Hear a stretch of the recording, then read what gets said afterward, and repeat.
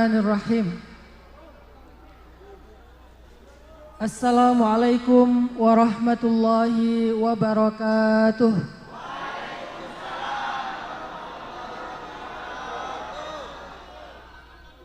Alhamdulillahi rabbil alamin.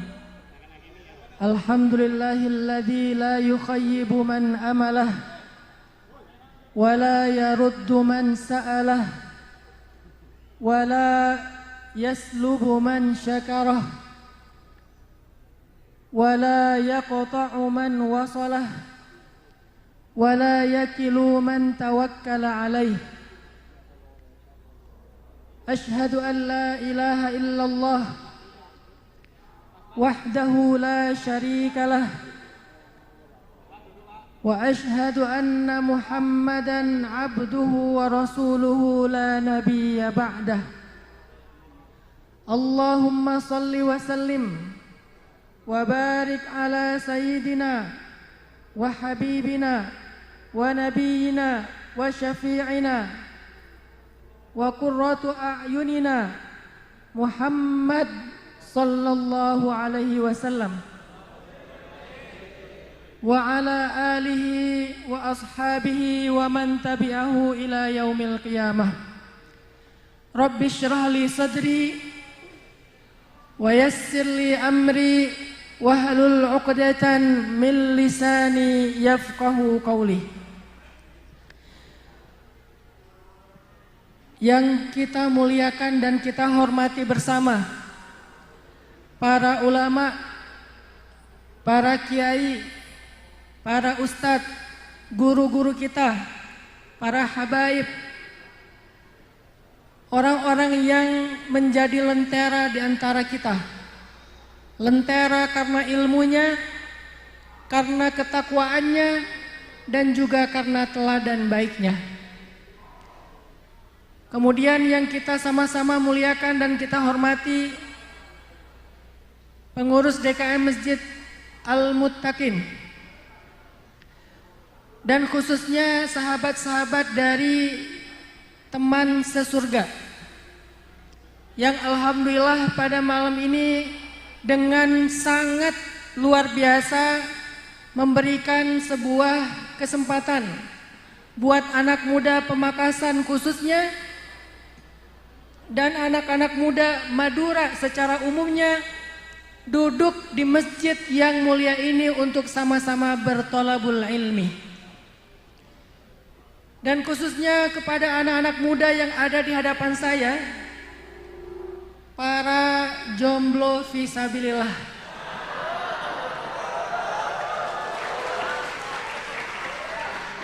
yang semoga kesabaran teman-teman dalam keadaan sendiri akan Allah ganti dengan kebaikan berupa pasangan yang solih-solihah.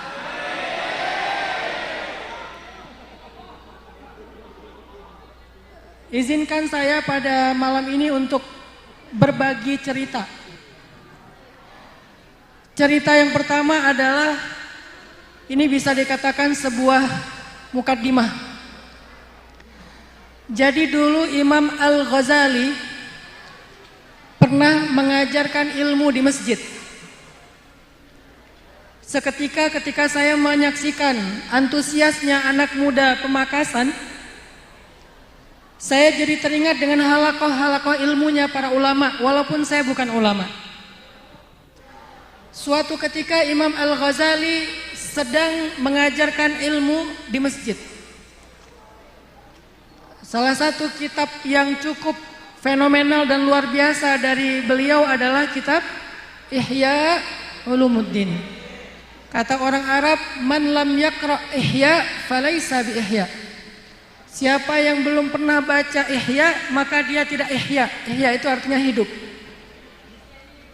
Dulu ketika masih belajar di Mesir, alhamdulillah saya punya kesempatan untuk talaki dan mendapatkan ijazah kitab Ihya Ulumuddin. Salah satu kisahnya, Imam Al-Ghazali pernah mengajarkan ilmu di masjid di waktu subuh. Lalu ketika beliau selesai mengajarkan ilmu, beliau beri kesempatan kepada orang-orang untuk bertanya. Maka muncullah seorang laki-laki mengangkat tangannya dan mengatakan, "Ana ya Syekh." Saya, wahai Syekh, izinkan saya bertanya. Kemudian Imam Al-Ghazali memberikan kesempatan, silakan tanyakan sesuatu. Kemudian orang ini mengatakan, "Ya Syekh, Allah Subhanahu wa taala di dalam Al-Qur'an berfirman, kulla yaumin huwa fi sya'n." Setiap hari Allah sibuk. Ada yang tahu ini ada di surat apa? Surat Ar-Rahman. Kulla yaumin huwa fi sya'n. Setiap hari Allah sibuk. Maka pertanyaan saya adalah, wa ma sya'nullahil yaum? Apa kesibukan Allah hari ini? Maka kemudian karena Imam Al-Ghazali kaget dengan pertanyaan yang luar biasa ini, Imam Al-Ghazali kemudian mengatakan, anzirni hattal ghad. Beri saya waktu sampai besok. Besok saya akan jawab. Lalu datanglah hari kedua, Imam Al-Ghazali kembali mengajarkan ilmu di masjid setelah subuh. Selesai kajian, orang itu mengangkat lagi tangannya dan bertanya, "Ya Syekh, bagaimana dengan pertanyaan saya kemarin?" Imam Al-Ghazali kembali meminta waktu, "Beri saya waktu sampai besok." Karena ternyata Imam Al-Ghazali belum mendapatkan jawaban dari pertanyaan itu. Hari kedua belum, hari ketiga sebelum tidur Imam Al-Ghazali kemudian sholat 2 rakaat. Selesai beliau sholat 2 rakaat, kemudian Imam Al-Ghazali berselawat kepada Nabi. Kemudian Imam Al-Ghazali berdoa, "Ya Allah, salah satu di antara orang yang hadir di dalam majlisku bertanya, Engkau berfirman, kulla yaumin huwa fi sya'an. Setiap hari Allah sibuk. Wa ma sya'nullahil yaum? Apa kesibukan Allah hari ini? Dan saya tidak tahu ya Allah jawabannya apa. Beri saya hikmah, beri saya ilmu. La ilma lana illa ma 'allamtana. Kami tidak punya ilmu kecuali yang Engkau ajarkan. Beri saya ilmu, apa kesibukanmu ya Allah?" Setelah selesai sholat, salawat, doa, kemudian Imam Al-Ghazali tidur. Di dalam tidurnya, Masya Allah, Imam Al-Ghazali bermimpi bertemu dengan Rasulullah SAW. Kemudian Imam Al-Ghazali mengajukan langsung pertanyaan itu kepada Rasul, dan Nabi menjawab. Kata Nabi, wahai pengikutku, wahai orang yang sedang bertanya, jika ada yang menanyakan kepadamu tentang kulla yaumin huwa fi sya'an, berikan kepada dia jawaban ini. Kesibukan Allah setiap hari itu ada 3. Yang pertama adalah Allah sibuk membukakan rahmatnya dan ampunan untuk hamba-hambanya yang berdosa. Yang berbuat dosa di siang hari, Allah bukakan pintu ampunan di malam hari. Yang berbuat dosa di malam hari, Allah bukakan pintu ampunan di siang hari. Itu kesibukan pertama. Yang kedua, kesibukan Allah setiap hari adalah memberikan rahmat dan kasih sayang, rezeki kepada hamba-hambanya. Dan kesibukan Allah yang ketiga adalah mengangkat derajat hamba-hambanya yang beriman dan merendahkan hamba-hamba lain yang kufur. Sampaikan jawaban itu kepada orang tersebut. Lalu Imam Al-Ghazali sadar dari tidurnya. Kemudian Imam Al-Ghazali bertahmid dan berselawat. Bertahmid kepada Allah dan berselawat kepada Nabi. Imam Al-Ghazali merasa sangat bahagia karena mendapatkan jawaban dari pertanyaan yang paling sulit sejak beliau mengajarkan ilmu. Maka pada pagi itu Imam Al-Ghazali dengan semangat datang ke masjid. Beliau mengajarkan ilmu dengan sangat semangat. Dan setelah selesai mengajarkan ilmu, beliau bertanya, "Di mana orang yang kemarin bertanya kepada saya?" Saya sudah dapat jawaban. Di mana orang yang kemarin bertanya kepada saya? Orang itu mengangkat tangan. Saya ya Syekh. Coba ulang lagi pertanyaanmu. Orang tersebut mengulang kembali pertanyaannya dan kemudian Imam Al-Ghazali menjawab pertanyaan itu dengan sangat jelas persis seperti yang diajarkan Nabi di dalam mimpi beliau. Tahukah teman-teman apa yang terjadi setelah itu? Setelah Imam Al-Ghazali memberikan jawaban yang sangat baik, orang itu kemudian mengatakan, "Ya Syekh, banyak-banyaklah berselawat kepada orang yang telah mengajarkan Anda jawaban itu melalui mimpi." Imam Al-Ghazali kaget. Bagaimana dia tahu mimpi saya? Sehingga dia mengatakan, "Ya Syekh, banyak-banyaklah berselawat kepada orang yang telah mengajarkan jawaban itu kepada Anda di dalam mimpi." Kemudian Imam Al-Ghazali mengatakan, ternyata bisa jadi seseorang mengajarkan ilmu kepada orang yang lebih berilmu. Bisa jadi orang mengajarkan Al-Quran kepada orang yang lebih mengerti Al-Quran. Bisa jadi seseorang mengajarkan fikih kepada orang yang lebih mengerti fikih daripada dia. Ini adalah sebuah cerita hikmah. Sehingga malam ini saya yakin di hadapan kita ini banyak sekali orang ahli hikmah, alim, faqih. Maka izinkan saya untuk sedikit berbagi cerita-cerita yang mudah-mudahan bisa menyemangati anak muda kepada kebaikan. Walaupun bisa jadi seperti cerita Imam Al-Ghazali tadi, seseorang mengajarkan sesuatu kepada orang yang lebih mengerti daripada dia. Segala sesuatu yang benar datangnya dari Allah dan yang keliru karena kebodohan orang yang berbicara itu sendiri. Teman-teman yang dirahmati Allah Subhanahu wa taala,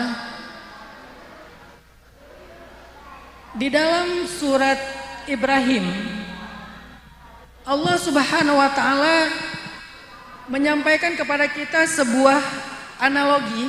Jadi teman-teman nanti bisa cek Surat 14, Surat Ibrahim ayat 24. Saya coba bacakan beberapa ayat ini. Nanti mudah-mudahan ayat ini bisa menjadi tadabbur kita bersama. Allah Subhanahu wa taala berfirman, A'udzu billahi minasy syaithanir rajim. Bismillahirrahmanirrahim.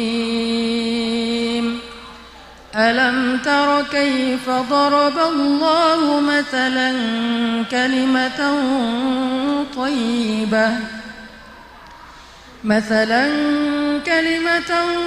طيبة كشجرة طيبة أصلها ثابت وفرعها في السماء تؤتي أكلها كل حين بإذن ربها ويضرب الله الأمثال للناس لعلهم يتذكرون ومثل كلمة خبيثة كشجرة خبيثة اجتثت من فوق الأرض ما لها من قرار. Shadaqallahul azim. Nanti teman-teman di rumah tolong sebelum tidur atau pas lagi tahajud coba baca ulang ayat ini sambil ditadabburi maknanya. Dan sekarang kita akan coba bahas tadabbur dari makna ayat ini. Ayat ini sedang membuat sebuah analogi. Analogi itu kalau bahasa Arab namanya mathal. Mathal itu bahasa Arab yang jadi bahasa Indonesia, misal. Makanya di dalam Al-Quran banyak sekali ayat-ayat perumpamaan. Mathaluhum kamathalil ladzi istawqada nara, itu yang paling terkenal. Apa analogi yang sedang Allah bahas di dalam surat Ibrahim ayat 24? Allah lagi menceritakan tentang orang yang beriman. Orang yang lisannya adalah tauhid. Orang yang lisannya la ilaha illallah. Orang yang beriman itu kata Allah, yang lisannya adalah kalimatan thayyibah, yaitu la ilaha illallah. Itu analoginya seperti satu batang pohon. Syajaratin thayyibah, satu pohon yang sangat baik. Satu pohon yang sangat subur. Satu pohon yang sangat indah. Satu pohon yang sangat menakjubkan. Orang yang beriman itu seperti pohon. Dan pohon itu ternyata mengandung 3 hal penting. Yang pertama, akar yang kuat ke dalam bumi. Yang kedua, batang dan dahan yang menjulang tinggi seolah-olah sampai ke langit. Dan yang ketiga, daun, bunga dan juga buah yang selalu muncul di setiap musim. 3 hal tentang orang yang beriman.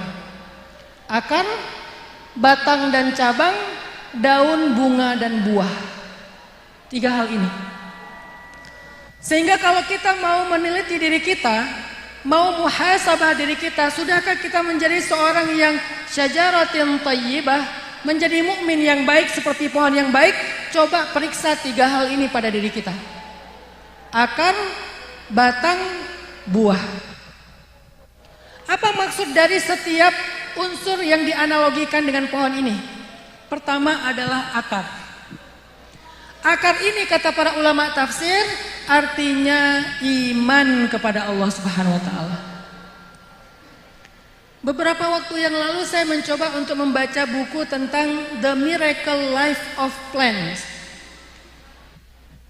Keajaiban kehidupan pohon ataupun tanaman. Agar saya lebih mengerti maksud dari analogi ini. Jadi saya coba baca buku tentang penelitian tentang pohon. Ternyata kata para ahli, pohon itu ketika awal tumbuh dia tidak tumbuh ke atas. Pertama kali ketika dia mau tumbuh, dia tumbuhnya ke bawah. Semua pohon kayak gitu, tumbuhnya ke bawah. Apa itu? Akarnya dulu yang tumbuh. Sehingga bagi orang yang tidak sabar, ketika dia menanam satu benih atau biji-bijian, dia berharap besok sudah tumbuh menjadi batang, dahan dan seterusnya. Ternyata lama. Lalu dia berpikir biji atau benih itu gagal karena dia tidak melihat ada pertumbuhan di atasnya. Dia salah faham.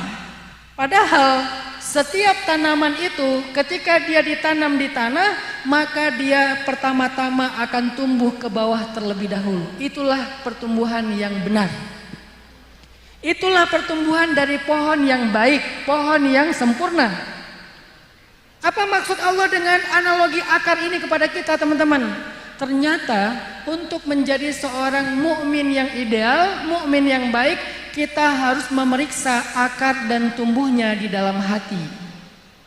Bukan di lisan, bukan di peci, bukan di baju gamis, bukan di sarung, bukan di sorban, tetapi akar yang ada di dalam hati. Itu yang pertama harus kita periksa.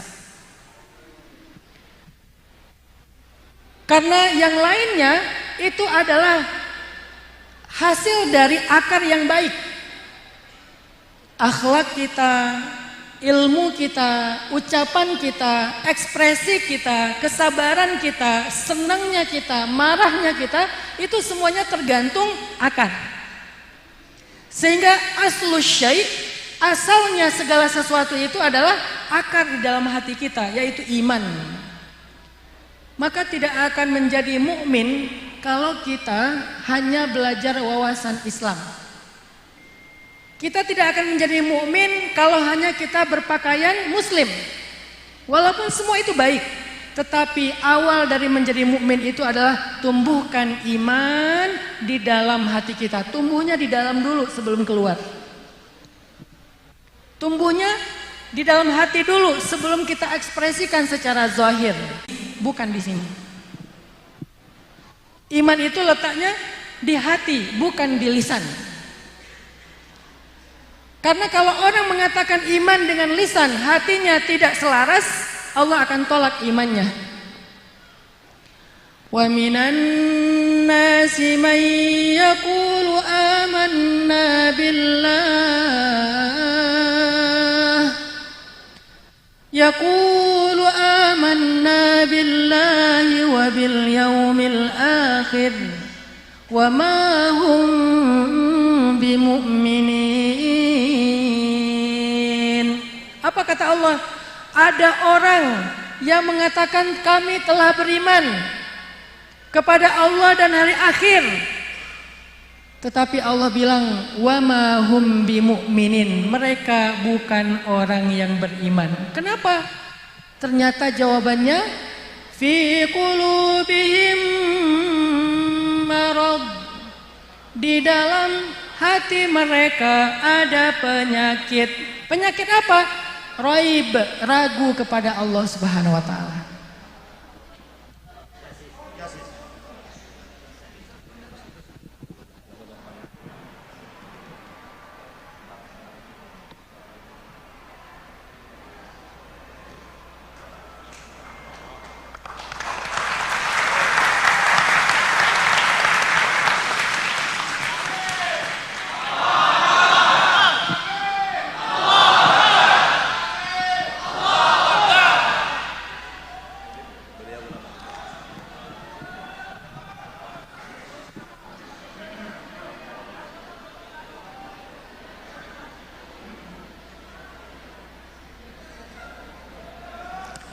Baik, kita lanjutkan ya.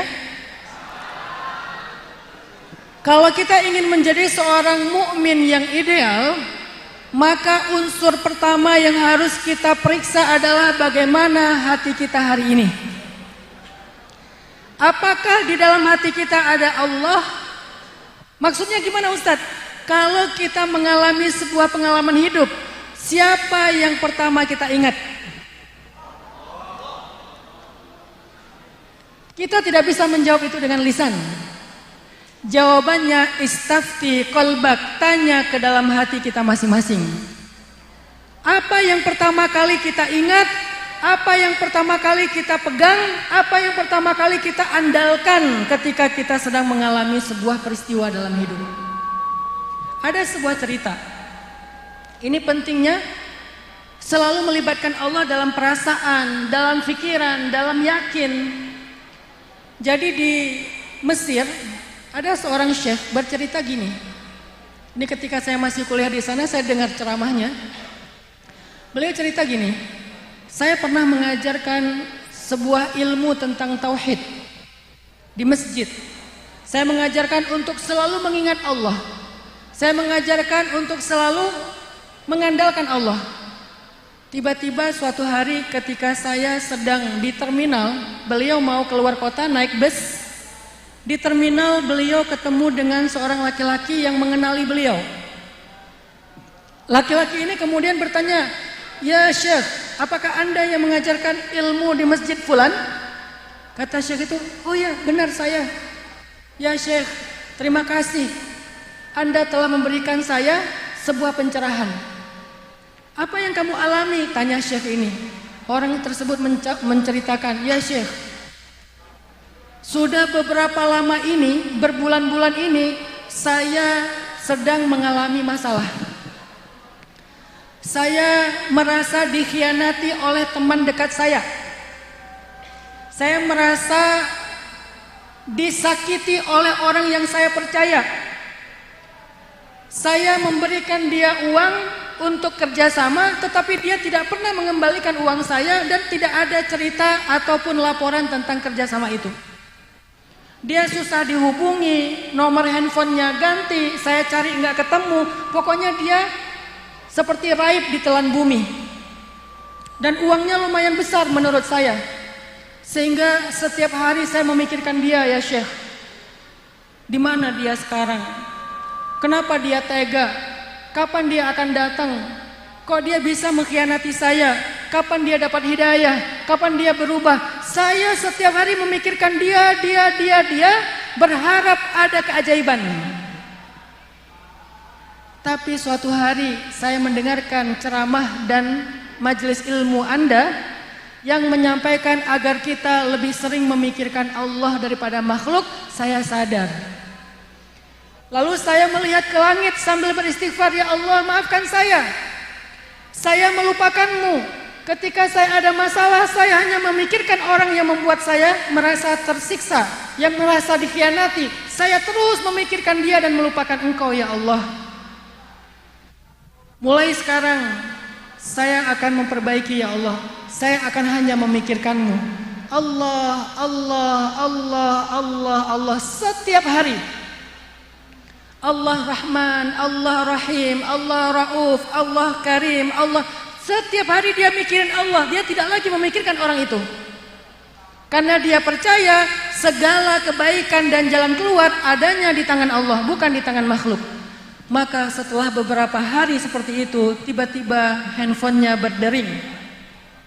Nomor tidak dikenal. Dia angkat, Assalamualaikum. Waalaikumsalam. Hal ta'rif nih. Orang itu nanya, kamu kenal saya? Dari suaramu saya seperti kenal. Kamu Fulan? Ya, saya Fulan. Yang sudah lama tidak mengontak kamu. Maafkan saya khilaf. Saya khilaf. Saya bawa uang kamu dan saya tidak amanah. Tapi akhirnya sekarang saya sadar. Saya mendapatkan sebuah hidayah, petunjuk dari Allah melalui mimpi. Akhirnya saya memberanikan diri untuk menghubungi kamu. Tenang, saya akan kembalikan hak kamu. Saya akan jual aset saya, segera saya akan menuntaskan kewajiban saya kepadamu. Selang beberapa hari kemudian dia datang bertemu dan dia kembalikan. Apa pelajarannya buat kita teman-teman? Ternyata kehidupan yang baik dari sebuah pohon itu awalnya bukan dari dahan, bukan dari daun, bukan dari bunga, bukan dari batang, bukan dari buah. Tapi awal dari kehidupan sebuah pohon yang baik adalah dari akarnya. Begitu juga kehidupan kita. Sehingga tadi saya nanya, istafti qalbak, tanya ke hati kita, tanya ke diri kita masing-masing. Kalau kita mengingat makhluk, kalau kita mengingat manusia, kalau kita mengingat orang yang membuat masalah, kalau kita mengingat orang yang mengecewakan kita, maka sebetulnya kita tidak punya akar yang kuat. Makanya pohonnya berdirinya miring, ditiup angin sedikit tumbang, dan pohon itu tidak memberikan buah apapun. Ujutusat min fauqiha. Bahkan dia tercabut dari bawah-bawahnya hanya dengan sedikit angin. Jadi sekarang kita jadi tahu, kalau kita ada masalah dengan seseorang, jangan pikirkan orang itu, tapi pikirkan yang pemilik dari segala jalan keluar. Kita lagi punya perasaan dengan seseorang, jangan pikirkan dia. Jangan kepo akunnya pakai akun palsu.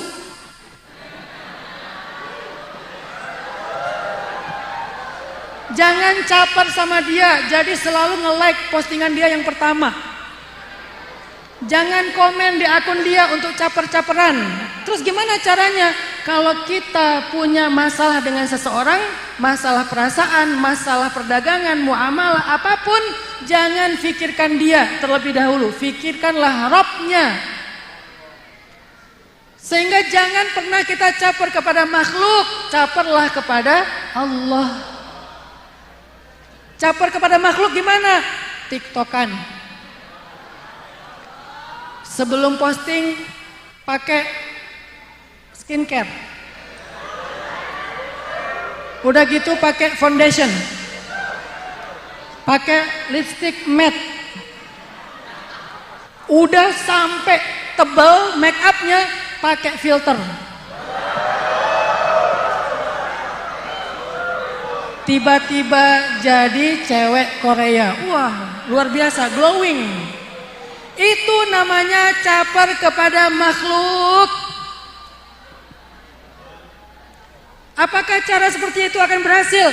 Tidak akan pernah berhasil untuk kebaikan. Kalau berhasil untuk keburukan mungkin. Tapi berhasil untuk mendapatkan kebaikan tidak akan pernah berhasil. Kenapa? Karena sesungguhnya kebaikan tidak didapatkan dengan cara-cara yang tidak baik. Jadi kalau pengen caper dan pengen mendapatkan perhatian dari seseorang, caperlah kepada pemilik hatinya. Lagi pula kita nggak bisa loh mengetuk hati seseorang, tuh nggak bisa. Nggak bisa kita mengetuk hati seorang perempuan, nggak bisa nih buat yang di depan. Kenapa nggak bisa Ustadz? Karena hati manusia ada di antara jemarinya Allah.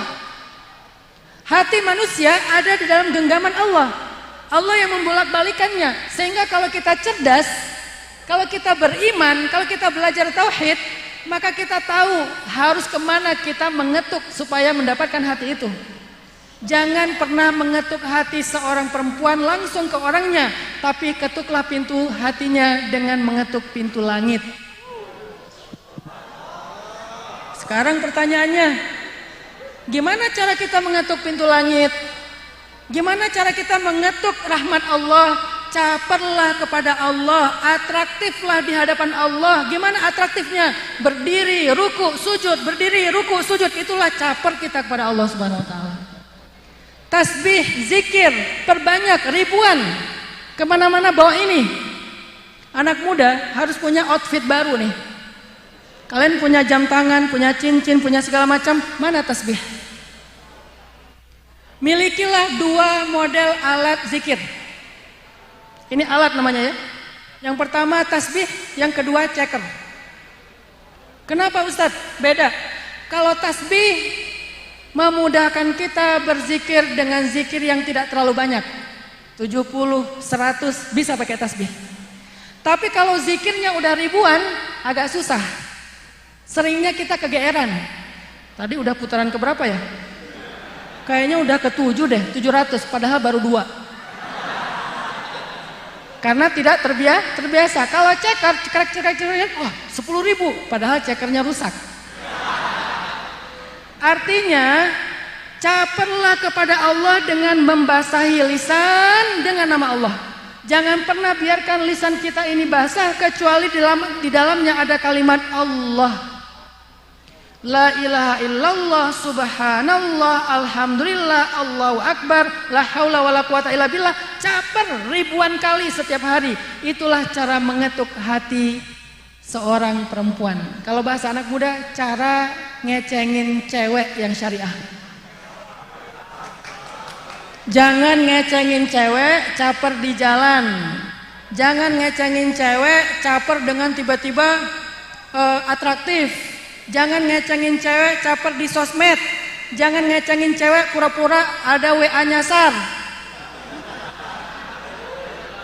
Kalau mau ngecengin cewek, cobalah caper kepada pemilik dari hati perempuan tersebut. Ini cara yang paling syariah. Banyakin ibadah, banyakin zikir, banyakin doa. Nggak usah caper sedikit pun kepada perempuan itu. Biarkan tiba-tiba dia merasa sendiri dengan seizin Allah. Ustadz udah, tapi malah ditikung sama teman sendiri. Bagaimana kalau ternyata kita udah caper ke langit? Berdoa, ya Allah, boleh nggak nyebut nama orangnya dalam doa? Boleh. Nama akunnya? Boleh. Kenapa boleh nama akun Ustadz? Akun sekarang adalah nama panggilan. Dulu namanya kunyah. Sekarang akun, mirip. Dulu istilahnya kunyah, panggilan. Sekarang istilahnya akun, gak pakai ya. Ya Allah, saya nggak tahu namanya. Tapi saya tahu @fulanah_fulan. Ini bukan main-main dengan Allah, ini serius karena kita nggak tahu namanya. Sama seperti dulu ada tabi'in di depan Masjidil Haram Ka'bah berdoa, ya Allah, nikahkan saya dengan Sukainah_Husain. Apa arti underscore? Binti. Sukainah bintu Husain. Siapa Sukainah bintu Husain? Perempuan yang sangat terkenal dari Irak karena kecantikannya, karena kedermawanannya, karena solehahnya, sehingga laki-laki ini ingin dinikahkan dengan Sukainah. Apa yang terjadi kemudian? Selang beberapa bulan kemudian dia menikah dengan Sukainah bintu Husain. Artinya andalkan Allah, jangan andalkan TikTok. Andalkan Allah, jangan andalkan Instagram. Ini saya bicara ke anak muda, jadi bahasanya maaf analoginya kekinian. Kalau orang tua, andalkan Allah, jangan andalkan surat. Karena orang tua dulu modalnya pakai surat. Nggak ada perangko, nggak sampai-sampai. Kalau sekarang perangkonya adalah kuota. Andalkan Allah, jangan andalkan Facebook, TikTok, Instagram, apalagi micet.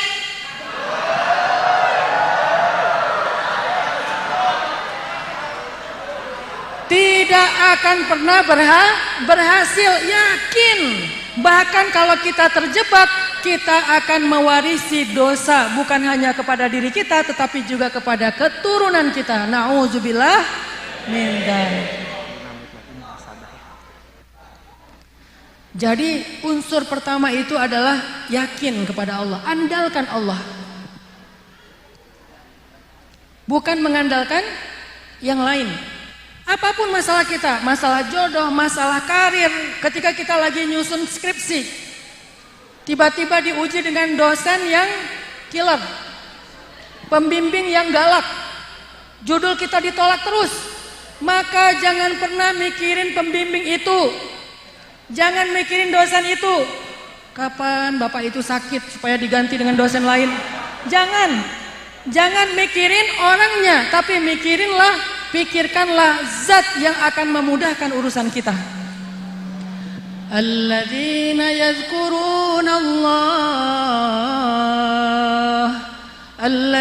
yadhkuruna Allah qiyama wa qu'uda wa ala junubihim. Dia selalu mengingat Allah dalam keadaan berdiri, dalam keadaan berbaring, dalam keadaan duduk, dalam keadaan berbaring. Selalu yang pertama diingat Allah, Allah, Allah. Apapun masalah yang pertama kita hadapi, Allah langsung yang pertama kita ingat, bukan yang lain. Kehilangan Allah. Kenapa Allah? Allah yang akan mengganti yang lebih baik. Ditipu orang, Allah yang akan memberikan jalan keluar. Ribut pasangan suami istri, Allah yang akan mengislah di antara kami berdua. Apapun masalah kita, yang pertama harus kita ingat adalah Allah. Itulah yang disebut dengan akar yang tumbuh di dalam hati. Karena waktu kita terbatas, maka malam ini cukup satu unsur dulu. Insya Allah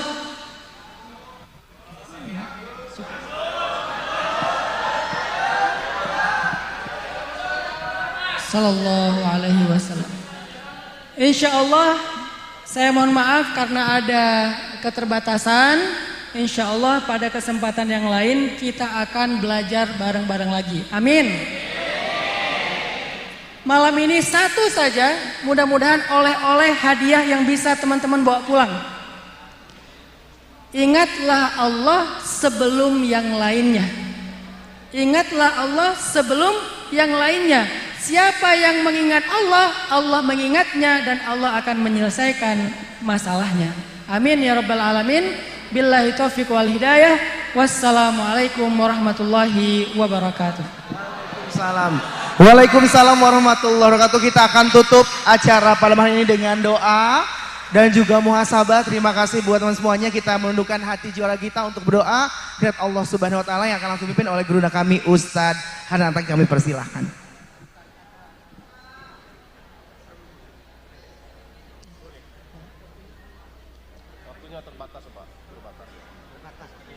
Mungkin langsung to the point. Oh sudah itu Pak, sudah terima kasih itu. Lanjut. Atau nanti secara ini aja. Mari kita sama-sama berdoa kepada Allah Subhanahu wa taala. Semoga acara kita ini ditutup dengan doa menjadi keberkahan insyaallah. A'udzu billahi minasy syaithanir rajim. Bismillahirrahmanirrahim. Alhamdulillahi rabbil alamin. حمدا يوافي نعمه ويكافئ مزيده يا ربنا لك الحمد كما ينبغي لجلال وجهك الكريم وعظيم سلطانك اللهم صل وسلم وبارك على سيدنا محمد وعلى آله وأصحابه أجمعين اللهم اغفر لنا ذنوبنا اللهم اغفر لنا ذنوبنا يا غفار يا غفار اللهم اغفر لنا ذنوبنا ولوالدينا وارحمهما كما ربيانا صغارا يا حي يا قيوم يا حي يا قيوم يا حي يا قيوم برحمتك نستغيث أصلح لنا شأننا كله ولا تكلنا إلى أنفسنا طرفة عين ربنا آتنا في الدنيا حسنة وفي الآخرة حسنة وقنا عذاب النار وأدخلنا الجنة يا عزيز يا غفار يا. Kita sudah sampai di penghujung acara dan juga kita akan ucapkan alhamdulillah bersama. Alhamdulillahirabbil alamin subhanakallahumma wa bihamdika asyhadu an la ilaha illa anta astaghfiruka wa atubu ilaik. Terima kasih.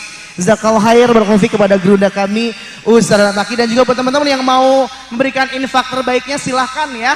Nanti akan ada kotak infak yang beredar. Saya Bunyasian undur diri, mohon maaf, terima kasih buat teman-teman di Pamekasan, Madura. Akhir kata selamat malam. Jazakumullah khairan katsiran. Wassalamualaikum warahmatullahi wabarakatuh.